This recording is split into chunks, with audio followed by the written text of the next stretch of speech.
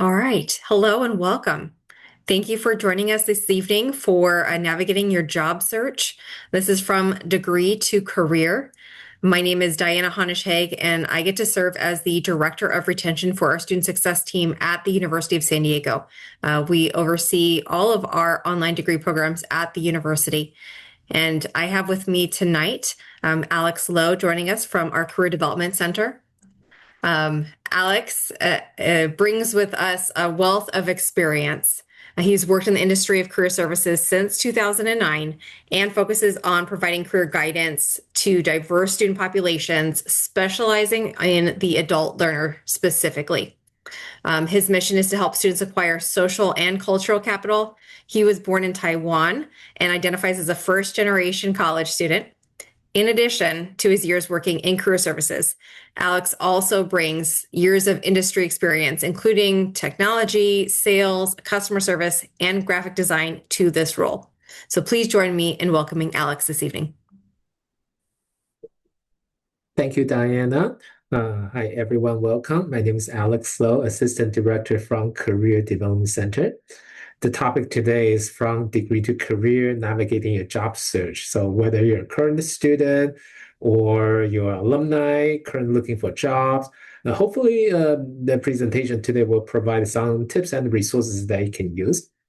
So with that said, let me get started. The agenda today. So when it comes to job search, navigating the job search from degree to career, three major components about job search. First is understand what you want, and also understand that what's out there, and understand how to connect the dots. So that's about preparing and positioning yourself. And also, I'm going to cover managing and organizing the process. A job search itself, it has been said that job search feels like a full-time job itself. And it takes a lot of work, and not only the logistic work, but also emotional labor. And when you're on the job market, and there are ups and downs, and there are hopes, there's a disappointments, and it can be very tiring. How to manage your job search process in such a way that it's easier for you to focus on the overall progress and not to take everything personal. And of course, the third part, job search and networking resources, and some of the resources you can probably start using right away and start connecting with alumni and start expanding your network or tapping into resources that may be more specific to your field. Okay, so usually when I do job search related presentation, I like to start by giving a little overview about the current labor market. So what you're seeing on the slide, here's from Bureau of Labor Statistics. It's January 2026. So this is very recent. So Bureau of Labor Statistics, they track the current enrollment, national enrollment trends and data. So as you can see, actually January 2026 has been a fairly strong month, and with many jobs added, the current unemployment rate is about 4.3%, and actually pretty low historically. But if you look at the chart on the right-hand side, that shows the employment added or lost during the past 2 years, especially in 2025, you can see it's pretty choppy. And so if you want to learn more details, more specifically about your industry, or you're looking for jobs in a particular geographic location, or you want to see the breakdown of age group and the employment rate, and you can go to bls.gov. You can see detailed report from Bureau of Labor Statistics. They have lots and lots of information about job market. So some of the summary or takeaway from the current report is that at this time, the official numbers show a cooling, slowing down, and the mixed labor market. Although employment rate is still pretty low, so it's not like the job market is free falling right now. But on the other hand, 2025, this year just passed, has been a particularly soft, particularly slow year in terms of job growth. And for the entire year, the net job growth is 181,000, and it's one of the slowest year outside recession context. So Overall, employment is still good, but the growth is slowing down.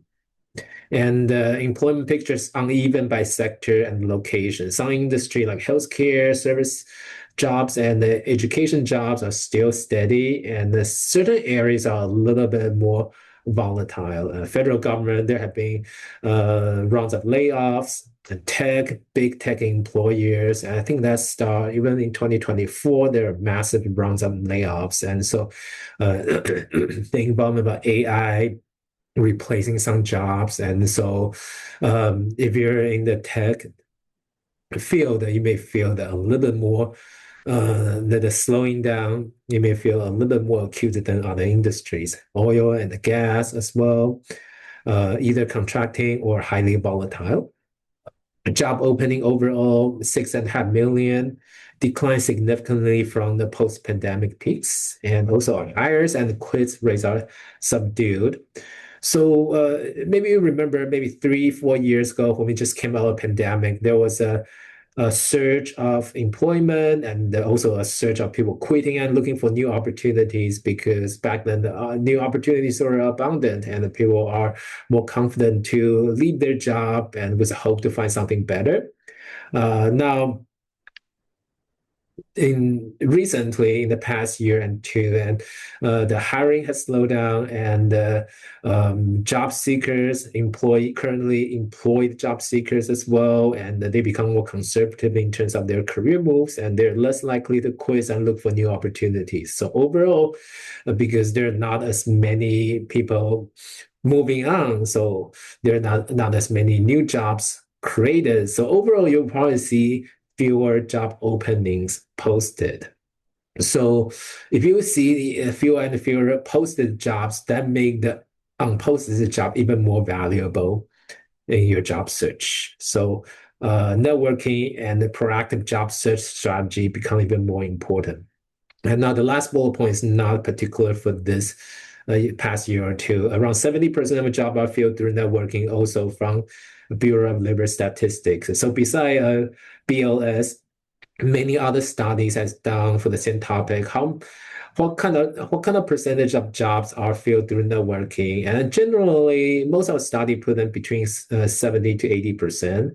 And it doesn't necessarily mean that those 80 to 70% of jobs are never posted. And many of those jobs are probably posted, but eventually the candidate who get hired are hired through network anyway. And there are many occasions that when an organization create a job, their HR may have a policy that requires them to post the job for all the candidates to apply. And however, if they already have some candidates refer to them through their network, and those candidates usually have priority consideration.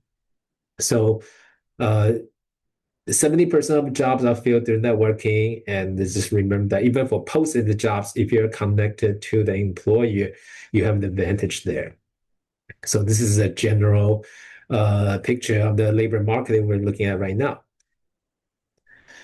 So now, how to position yourself as a job seeker. So whether you are a current student thinking about doing a little bit change of your career direction, or maybe you're alumni already graduated, currently actively doing your job search, a few factors to consider to make your job search more effective. You really need to know what you're looking for.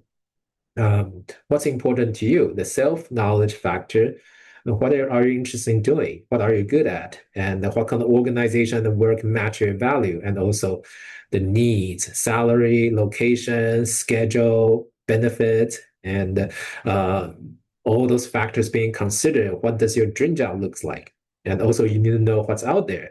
Career knowledge, career options, industry trends, the current job market specifically for your field, for your industry, and for your location.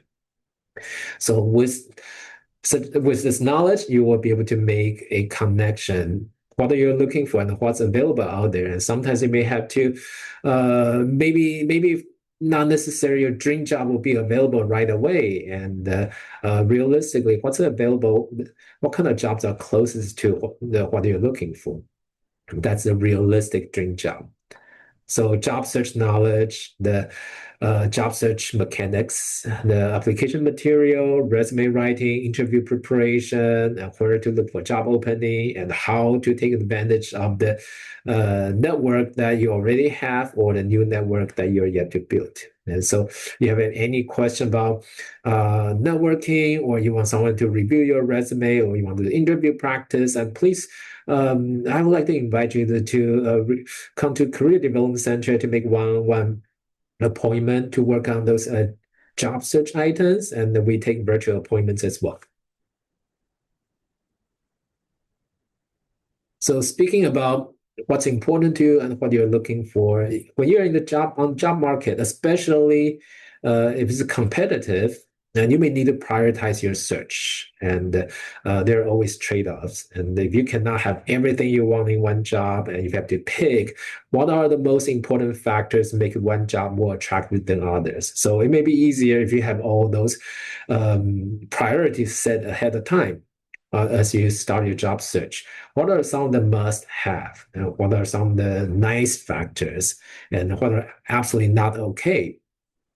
And that varies from person to person when it comes to location, salary range, or job function, or the purpose and mission of the organization. And for different job seekers, and you may have different priorities. For example, that if a new undergraduate student who just get their bachelor's degree say, I really want to stay in San Diego because my friends are here, or because I like the beach. I'm a surfer, and I don't want to leave San Diego. And now, if they're looking for, let's say, investment banking job, but they want to stay in San Diego, then their opportunity will be significantly restricted, and it will be really worth the trade-off to stay in San Diego because of the weather, the beach, and the friends, and or is it okay to leave for a few years and maybe come back later?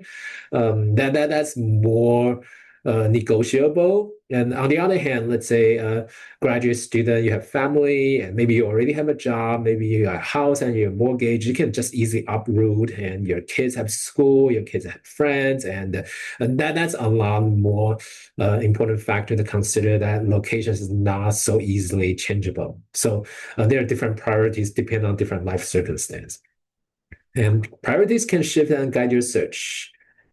So when I was in graduate school, I graduated in 2008. That's a pretty scary time, and that's the financial industry crisis, and just about all sectors are impacted. And so when we were heading to our last semester, some of our classmates are panicking about the outlook about finding a job. And I think one of the questions that I heard most from my classmates was, I don't know how picky I can be at this time, and how flexible do I need to be at this time? And should I choose for my dream job, dream location, or do I need to be more flexible, open to different kind of setting, different kind of role, or move to a location that I do not prefer? And how do I find a balance? Well, you probably won't be able to feel the balance until you actually start your job search. And after you start searching, and if you apply to many of your dream jobs, apply to 100, 200, and never hear back, and then maybe it's time to shift your aim a little bit, maybe a little bit more flexible. And if you apply to 50 jobs and you already have 2, 3 interviews lined up, and then that probably means that you're on the right track. So after you get started, and depending on your progress, and also, of course, each person have different kind of timeline, and you can evaluate that where you are in the progress. Are you satisfied with your current progress? And if you feel it's too slow and you want to speed things up, and maybe you need to consider that you need to be a little bit more open to maybe different kind of job function or location or salary. So that will become more clear once you get started. So the next slide, I like to show you this slide just to remind you that when employers try to fill a position, they usually use many different channels to scout for potential candidates. So they rarely just use one way to hire a candidate. So this is a very common list of very common ways for employers to look for candidate referral from colleagues, employees, professional, faculties, and friends. This is probably one of the first thing an office will do if they have, they even know hiring is coming up, and throughout their network and the people who are connected, they probably already know who is hiring even before the job is posted. And once the job is officially approved, finalized, posted, one of the first things the hiring office will do is to share that posting through their current employees and through their trusted professional connections. And they may tell their contact, hey, our office is hiring. If you happen to know anybody who may be a good fit, who may be interested, please send them our way. And those candidates referred to the hiring department through those trusted colleagues always have an advantage over all the applications collected online. Full-time job offered to current or former interns. So this, especially for more entry-level job, this is one of the most common way to fill entry-level positions. National Association of College and Employers does the survey, and of course, the survey, the companies tend to be bigger organizations. And according to the company who answered the survey, for the interns that they offer internship, they usually offer 60 to 70% of intern full-time positions, and of course not everybody accept. So the conversion rate is generally 40 to 50%. Now just imagine if a company have very established internship programs, they probably get all the entry-level job filled through their interns, and so that means outside candidates and are going to be competing with very few jobs. And so if you are very interested in certain company, have a chance to do internship, that would be a great way to put yourself in the hiring pipeline, also building a connection in the company as well. Online posting, general job board like Indeed, LinkedIn, or like Handshake, specialized job board. Different industries may have job board that's more specific for their field of work, like MP Works, higher ed jobs, or new scientist jobs, and so that's more focused on specific fields. Company website, and larger companies usually have their own dedicated job site, job section on their own website, and so those are posted jobs. College recruiters, and we have a career fair coming up and early March, and please take a look at our events calendar. So if you probably a couple weeks before the event, you will see who are coming to USD to recruit. And if you find any employers interesting, and please consider joining. And even if you're not located locally and you cannot come to the in-person career fair, if you see, oh, those are the employers who are hiring right now, they're coming to USD to recruit, then you can actually target those employers, see what kind of position they're hiring right now, and apply to them directly. Job fair, as I mentioned earlier, corporate recruiting events, professional association websites, conferences, meetings, conventions, mixers, and there's staffing agencies.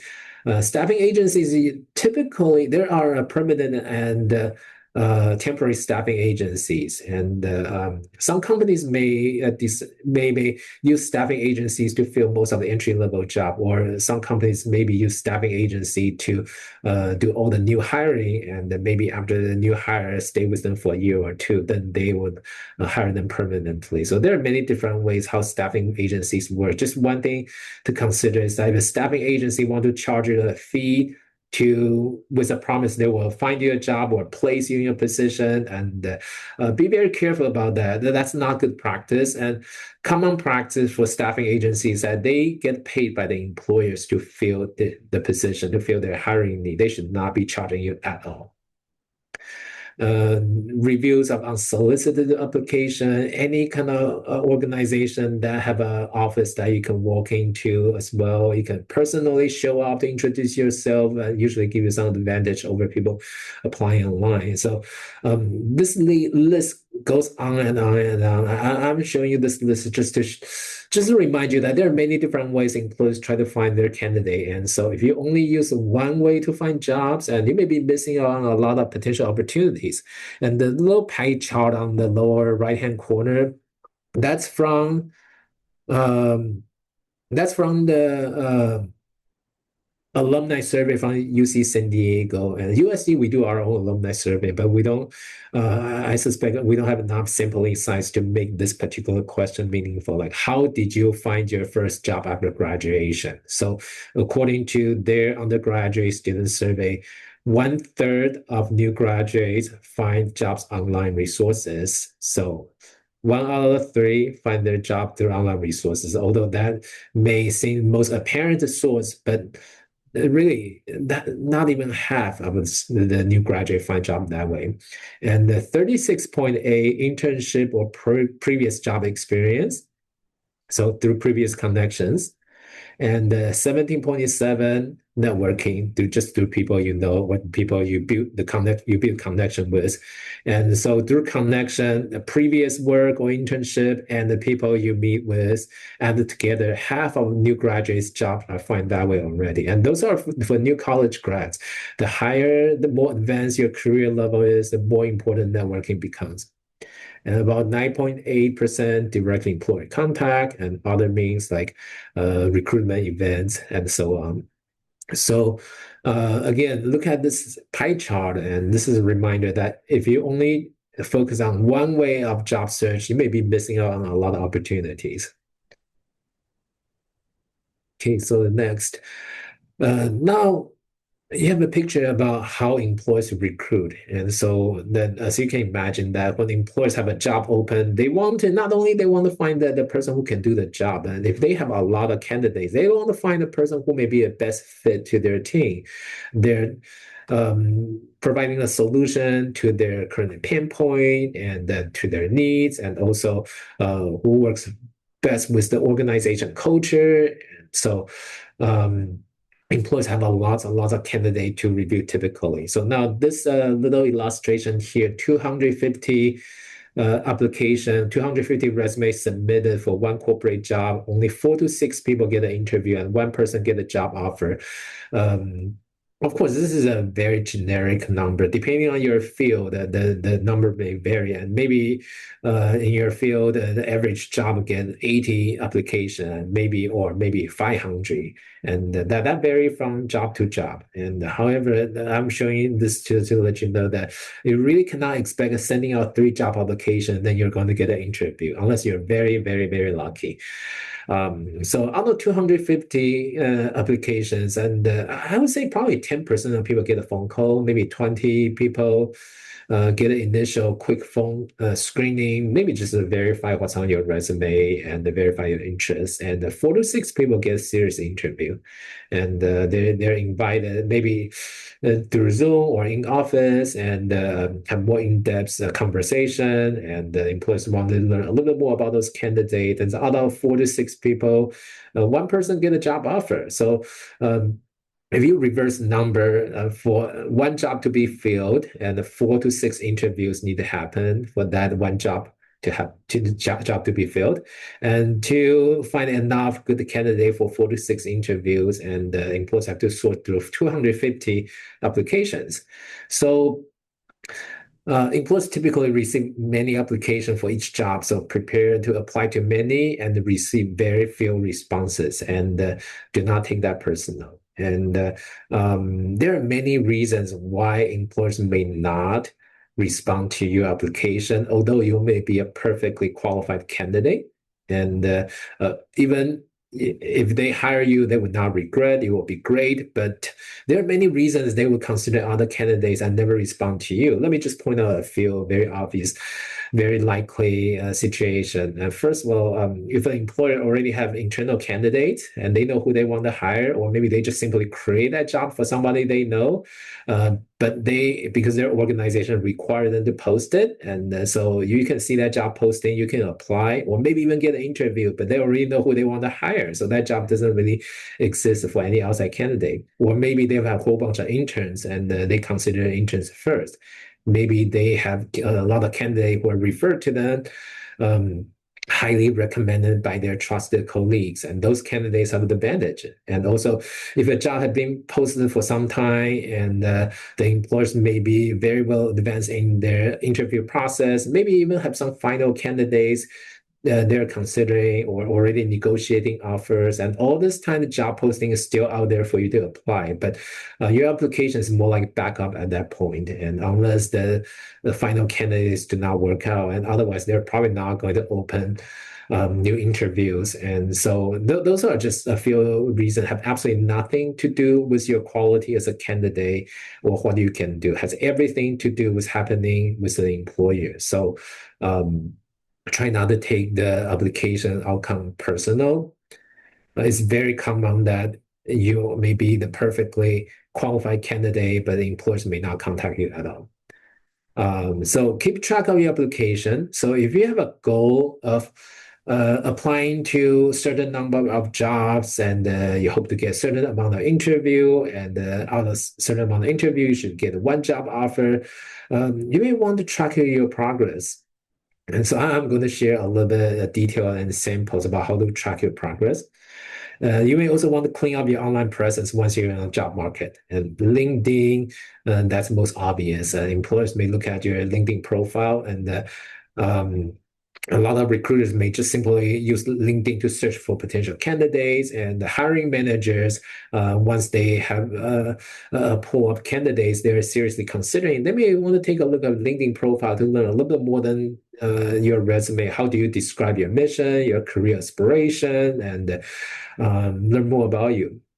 And that's most obvious. LinkedIn is used for professional purpose, but other online presence, your social media, and your privacy setting, be mindful about it. Whatever you want to keep it in your personal life, you don't want the employers to see, just make sure that it's set in private. So when they Google you up, they're not going to see something that they should not see. And voicemail, employers most likely will try to set up an interview by calling you, and oftentimes you may not be able to answer the phones. Just make sure your voicemail message sounds appropriate. And if you don't want to use a default message provided by your phone service carrier, and you can just come up with a very simple message. Hi, you have reached so and so number, and I'm unable to pick up the phone right now, but if you leave your name, your message, and your contact information, I will try to contact you as soon as I can.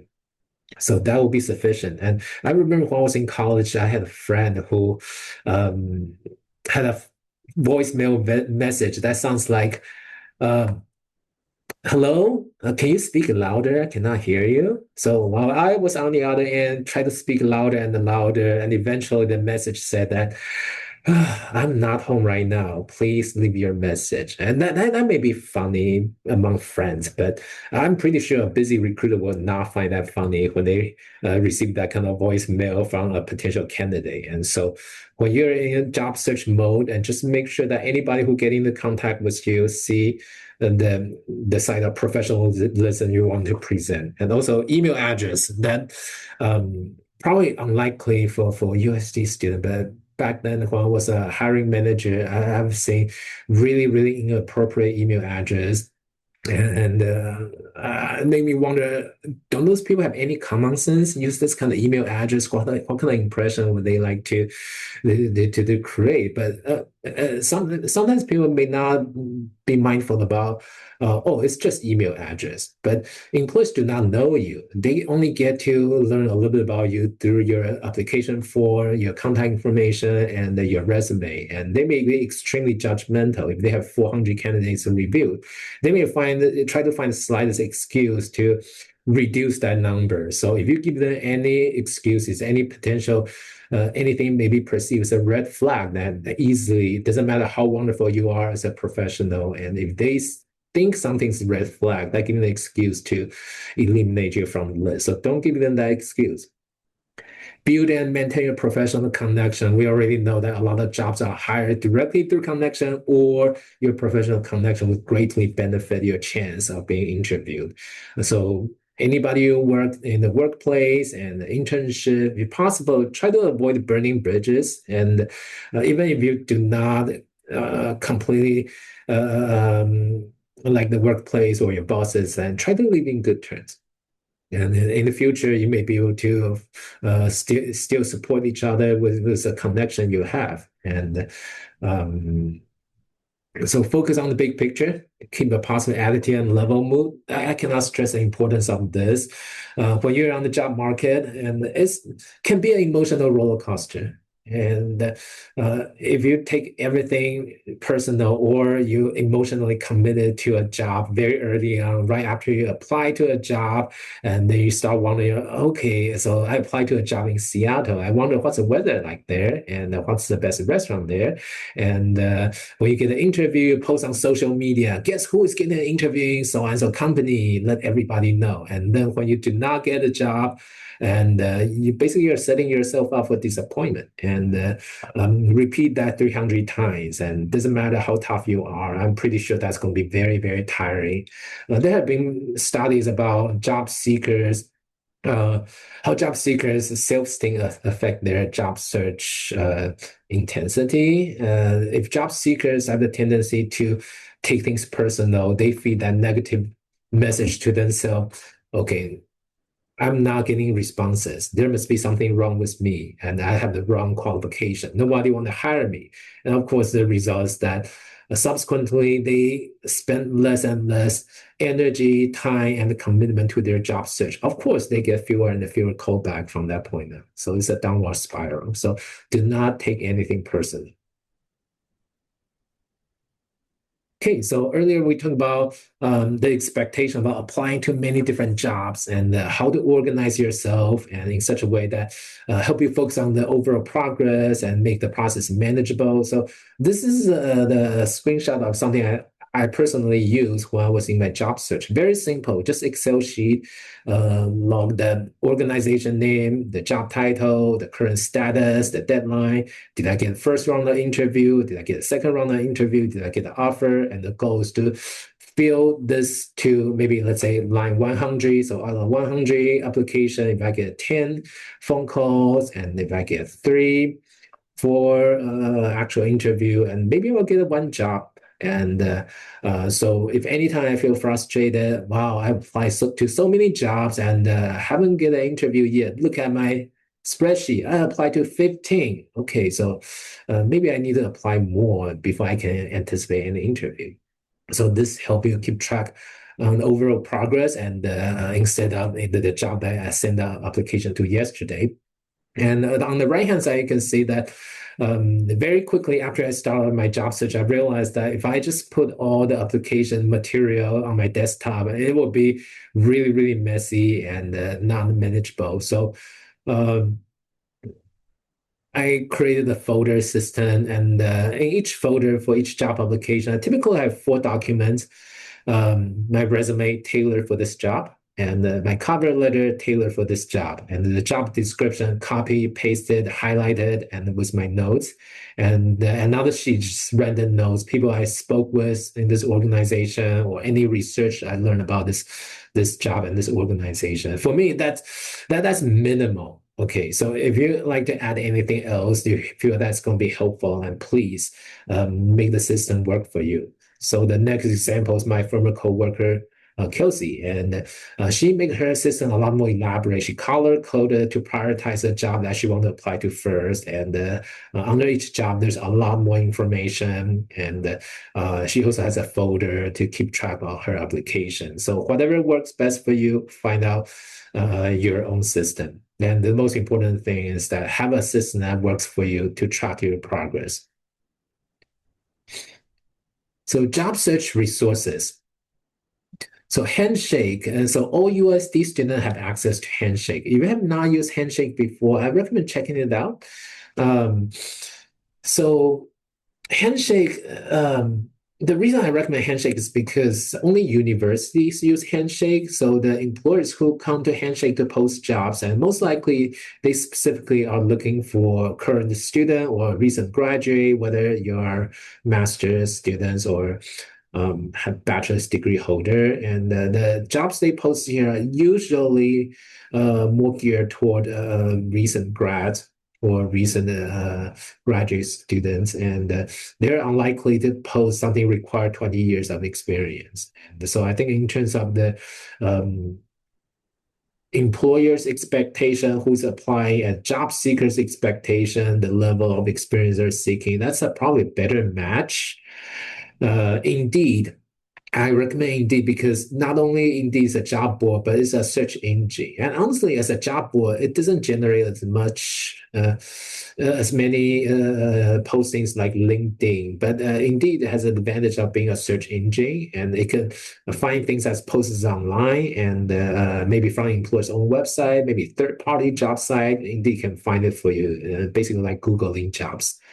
Now, LinkedIn is the most popular job board. 95% of recruiters use LinkedIn one way or another to scout for candidates or take applications. So if you don't use LinkedIn, then you may be missing out on posted jobs. Now, in addition to being most popular job board, LinkedIn has an advantage of making it convenient for networking purpose. And LinkedIn put networking just in the networking feature into just about any step of the job application. So that can be really convenient. I'm going to do a little bit demo about networking using LinkedIn. Industry-specific job sites, and on our website, I'm also going to show you where you can look for industry-specific job sites, professional association, career fairs, and then find job through networking. Okay, so networking using LinkedIn alumni tool, using our team, alumni, and the employer mentoring, connection through internship, volunteer work. I think this may be a good time for me to switch to our website so I can show you what those resources look like. And any question while I'm switching, please feel free to ask. All right. So Career Center website, sandiego.edu/careers. So you can choose either graduate or undergraduate, and you will find most resources almost identical. Let me show you graduate student. What's the difference here is that link to graduate business students resources. One thing is that recorded career development webinars. A lot of previously conducted presentations, workshops, and from our office directly or our collaboration with employees or other department. We have a YouTube channel for that. And so if you want to share with your friend or you want to look for other presentation topics, and you will find a lot of presentation recorded here. And if you go to career resources, we have Handshake. Like I mentioned earlier, Handshake is a pretty standard university job board.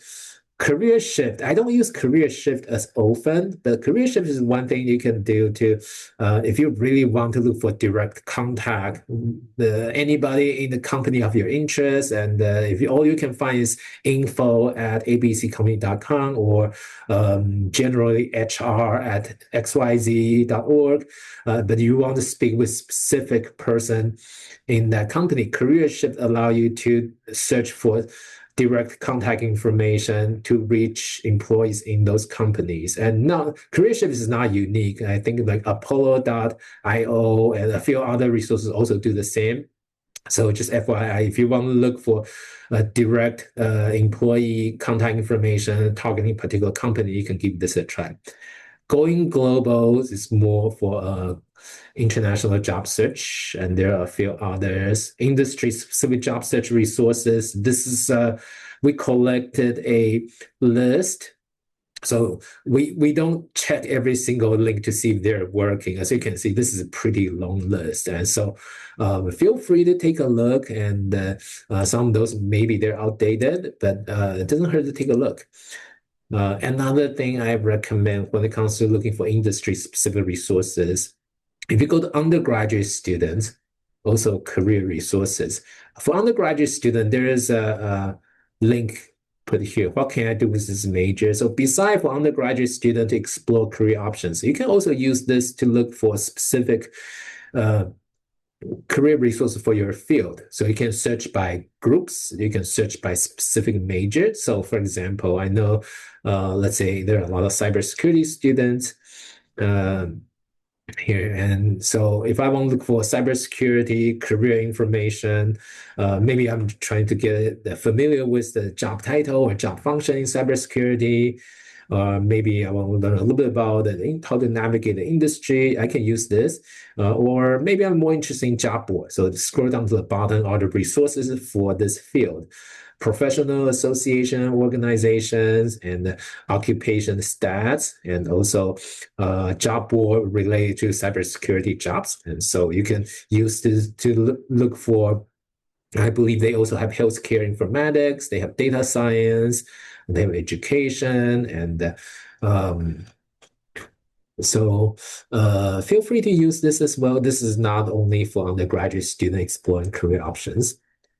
So now like a resume, cover letter guide, interview, big interview, we have subscription to this. And when you click on that, you can use this for free.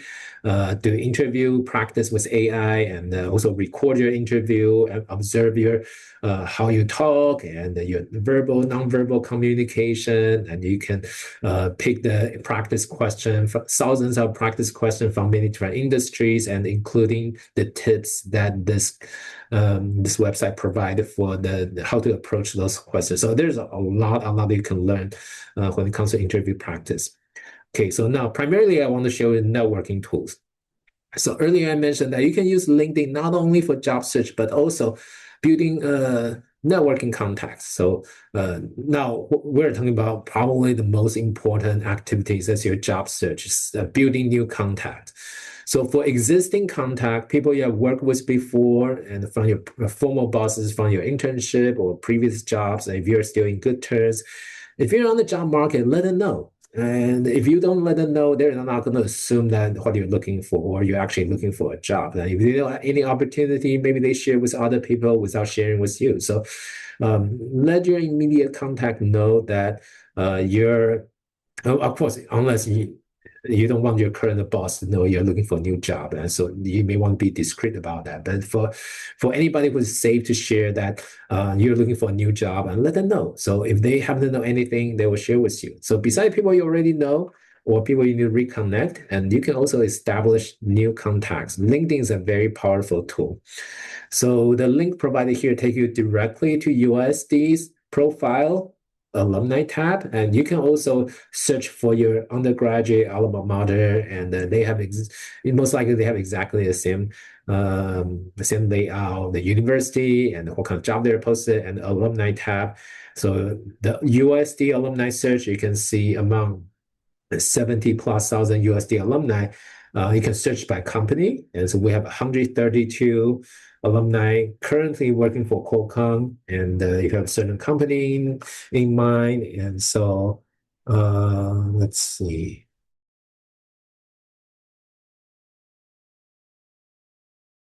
So we have 46 alumni looking for working at Dexcom. So now, what kind of alumni should I be looking for? So you can refine your search. First of all, if I want to know if there's any alumni doing recruitment, I can add a keyword. Anybody mention talent?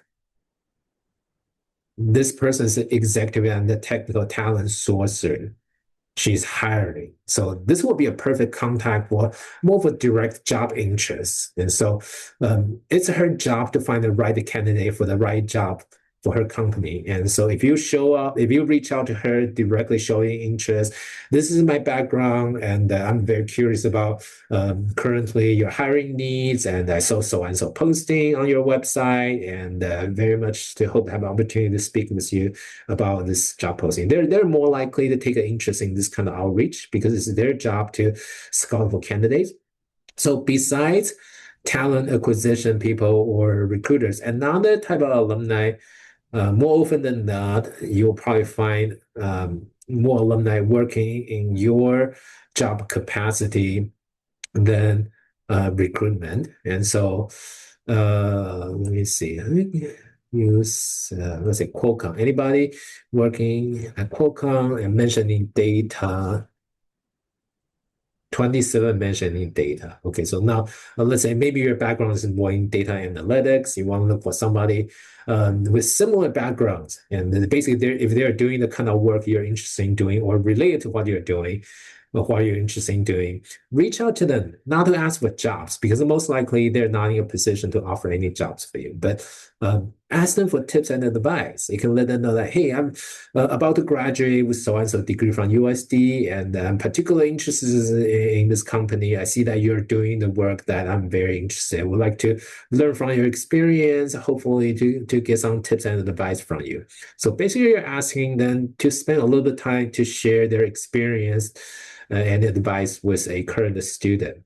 And most likely, there's much you can learn from their job search process because they're in your field and they study something similar and they're doing something related to what you want to do. And so it will be a very easy conversation to have. And you're not asking them to give a lot of commitment to take your resume to their boss or critique your resume necessarily or offer you a job. And all you're asking is half an hour of their time to share some tips and advice.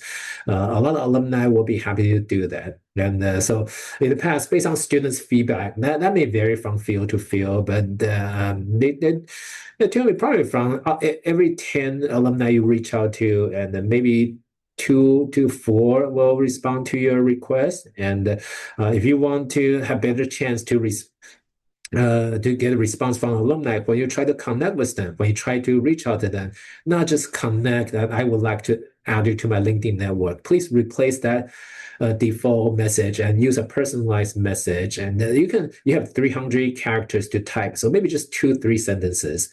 And just introduce yourself, why you're interested in Connect, what you hope to learn out of this conversation. And if they actually check their messages, and they will likely to respond because they know you're sincerely interested in connecting, not just randomly clicking on people's profile without any reason at all. And you can also look for alumni specifically coming out of your program.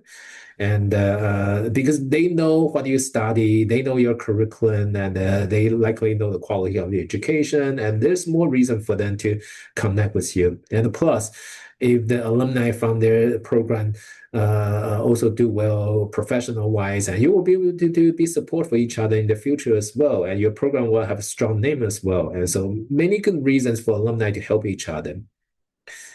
So this is using LinkedIn Alumni Search, and another really useful tool. This is our own mentoring program. So Team, this looks a little bit like LinkedIn, and the primary focus of this platform is the mentoring program. So if you go to Flash Mentoring, so not the formal mentoring, I think Actually, that's for graduate students. Priorities for undergraduate students, but graduate students are welcome. But if you want to look for the mentors, not like a one-on-one match, whole semester commitment, but it's more like networking, expanding your network, look for people fall into the criteria of your search. You're more likely to find the right mentor through the Flash mentoring. And this is a very low commitment and exchange message, answer question. If you set a meeting, maybe just half-hour meeting, and if you really connect well, you can naturally build your mentoring relationship from there. If not, it's just one-off meeting. It's not a lot of commitment required from either side. So you can start with this, and you can search based on keyword. You can add other filters, experience, industry, education, what they study. Like you want to search for someone from your program, and other things you can sort. And let me type something. Let's say informatics. 24 people mentioned something informatics, and most likely at USD, usually that means healthcare or nursing informatics. So this person, let me just click on the first profile. A senior educator, clinical informatics. Okay, maybe Lean Six Sigma, maybe industrial or supply chain background, maybe. So what does she study? Okay. Working in healthcare, staff auditor, payment services senior auditor. And sometimes people create this profile without adding a whole lot of details, and if you are really interested in learning more about those mentors, you can look them up on LinkedIn. So yeah, this person has a Master of Science in Healthcare Informatics. So let's say if I find that there must be something I can learn from this person, I want to reach out to her. She does not specify what topics, but if I want to message her, unlike LinkedIn, which only allow you to write a very brief 300 character message, you can write a whole email using this template here. Why you're interested in connecting, what do you hope to learn out of this meeting, and you can request the meeting here. And the response rate is about 50%. And in some cases, those mentors, okay, this is a student. Now this person is okay, expertise, industry. This person has a little bit more meeting availability and industry information, and this person has expertise, what kind of topics she's willing to help. And so, especially if you find somebody who will offer to help you network, informational interview, introduction to other people in their field, and those probably will be most immediately helpful to your job search because they will expect you to ask for more contact. And if for each person you reach out to, they give you, after a good conversation, they give you 2 more contacts, and very quickly your connection will snowball. So look for particularly if they offer networking informational interview under expertise, and those are going to be very helpful immediately. So this is our networking platform. And so between LinkedIn and the team, and you probably will be able to establish some new contact in your desired field or company. And now if you're new to networking and you're not quite sure what to ask, what to say, and how to conduct this conversation, we have this networking guide. And the first half is more generic. The second half, after LinkedIn profile, second half, LinkedIn message samples. So this is the kind of message you may want to use for a LinkedIn introduction, invitation request. Is about 300 characters here. And follow up with a recruiter after you send a job application, asking your mutual contact to introduce you to a new contact on LinkedIn. Because on LinkedIn, you're looking at somebody's profile, it will show that do you have some mutual contact who can possibly introduce you. If you want to reach out to alumni directly to do informational interview, to get to know each other, to expand your connection, how to introduce yourself and request a meeting. So this is a simple message. And once you head to the meeting, and how do you start a conversation, and what kind of question do you bring with you? And so if you're not quite sure how to start a conversation, you may want to bring a list of questions, and those are typical questions for this kind of meeting. And remember, if you have a good conversation, always ask for more contact, because if those alumni agree to meet with you, they will probably expect to ask for more contact toward the end of the conversation. And also very important when you network, whether it's alumni you find on LinkedIn or Ting or somebody you met at the conference, and if you meet for networking, write in a thank you note. And first, just show appreciation for them to share their time and their knowledge. And also, besides, thank you for your time taking time to meet with me. And you can use this opportunity to summarize what you talk about and what you learned. You can even quote something you find particularly memorable that they shared.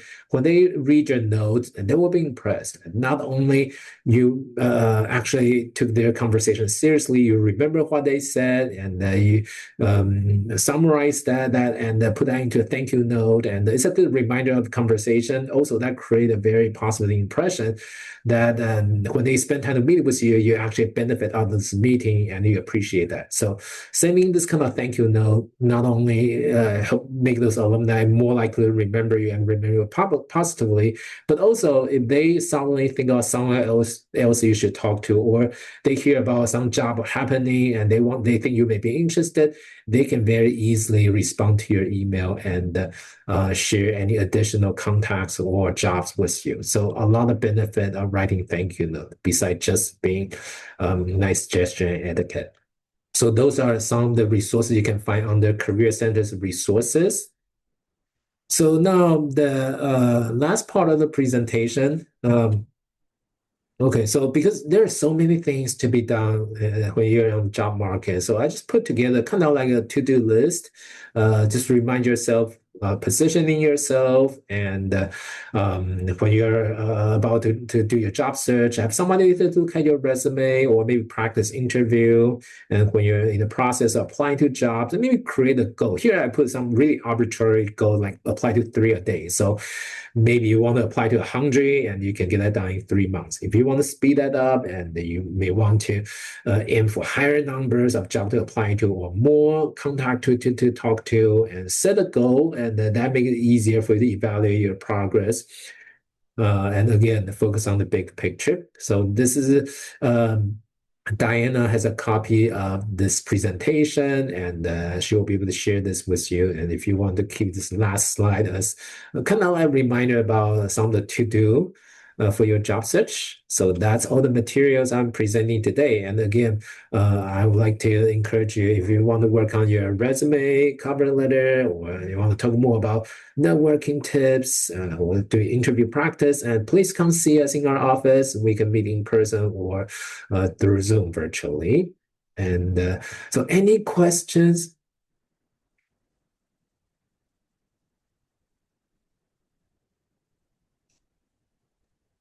We haven't received any questions in the chat, but feel free to unmute and also pose those questions to Alex directly or type them in the chat box.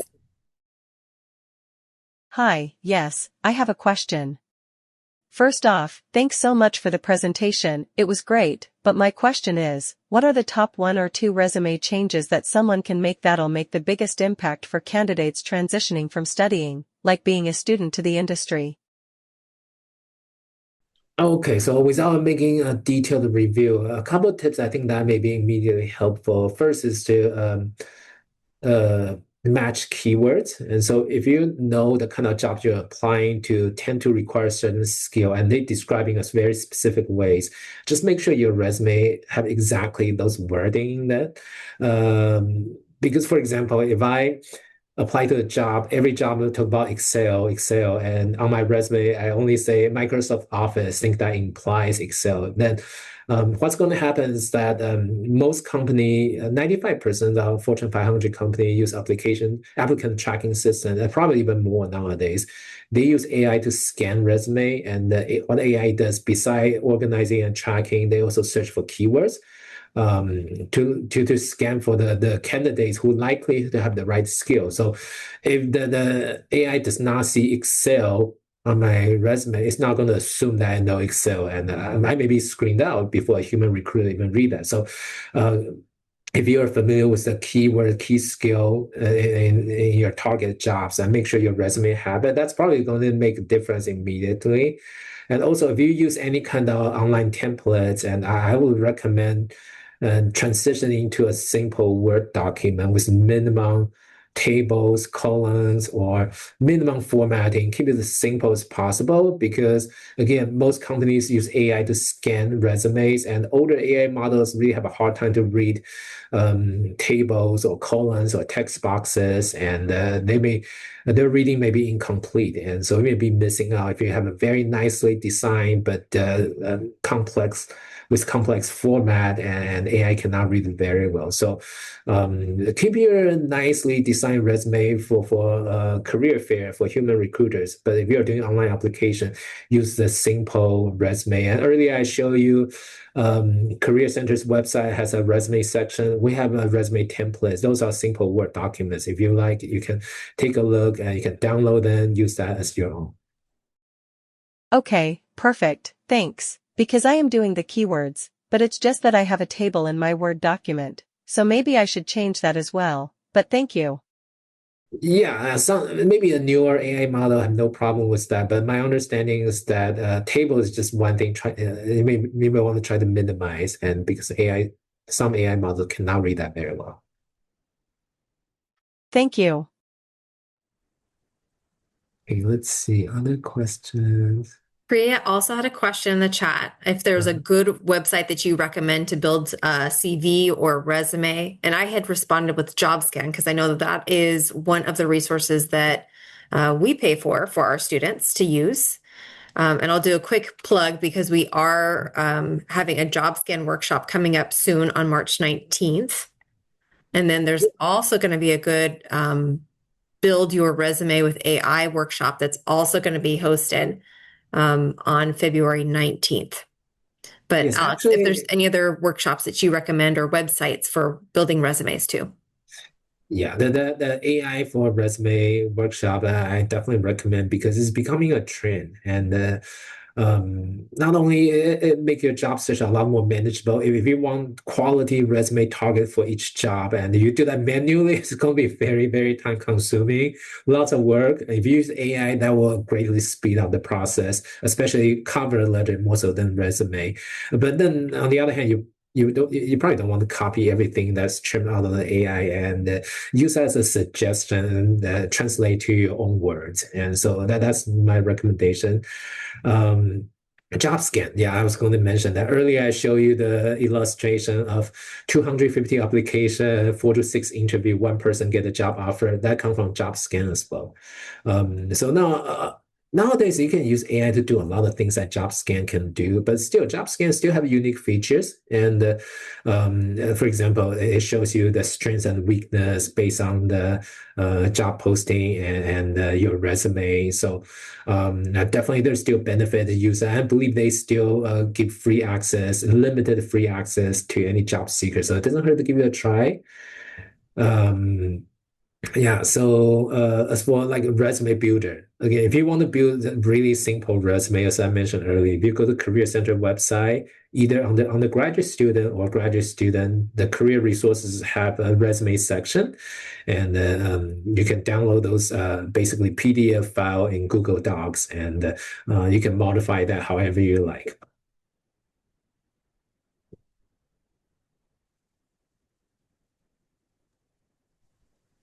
Wonderful. Any final questions for Alex while we have him here?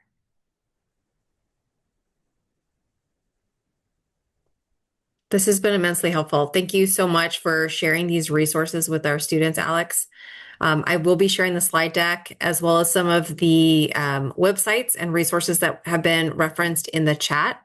Thank you all so much for joining us here this evening, and a big thank you to Alex for joining us and sharing his expertise. Thank you, everyone. Thank you, Diana.